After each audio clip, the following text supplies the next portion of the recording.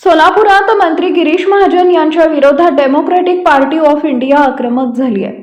आंदोलकांनी गिरीश महाजन यांच्या फोटोला जोडे मारून तीव्र निषेध व्यक्त केला।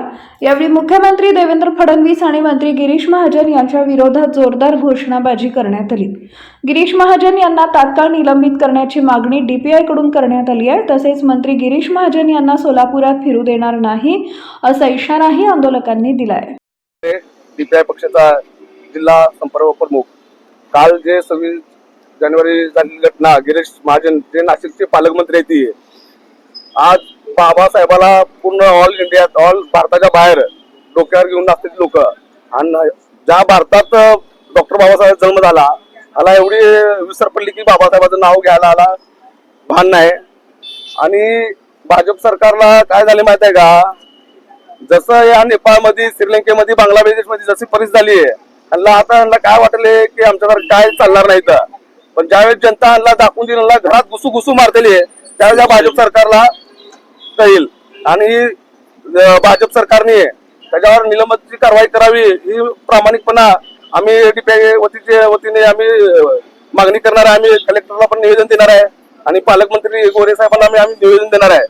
आणि त्याच्या पुढे बाबासाहेबांबद्दल जर असं काय गोष्टी वारंवार होत आहे, त्याच्या पुढे आम्ही खपवून घेणार नाही। भाजपच्या लोकांनी एक समज आहे त्यांना, ह्याच्या पुढे तर काय झालं कारवाई, आमचा जीव गेला बाबासाहेबांपेक्षा आमचा जीव काय महत्वाचा नाही।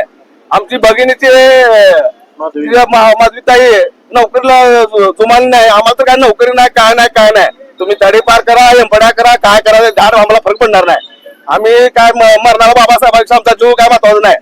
काय आणला घरात घुसून मारायची ताकद आमच्याशी आहे। त्या भीम सैनिक एकत्र होईल ना, आणला ताकद त्याच्याशिवाय करणार नाही। येणाऱ्या काळात आम्ही या भाजपच्या सरकारला आम्ही दाखवून देऊ।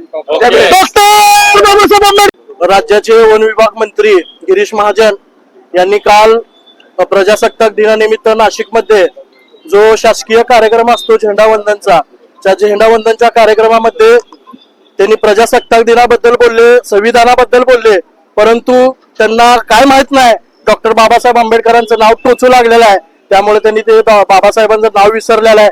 आणि आमची जी महिला भगिनी आहे माधवी जाधव, या ताईने अतिशय म्हणजे डेअरिंगने त्यांना तिथल्या तिथे प्रत्युत्तर दिलेलं आहे। त्यांचंही आम्ही या ठिकाणी पक्षाच्या वतीने कौतुक करतो। आणि डेमोक्रॅटिक पार्टी ऑफ इंडियाच्या वतीने जे गिरीश महाजन आहेत त्यांना त्यांची आम्ही येत्या काळात जागा दाखवू।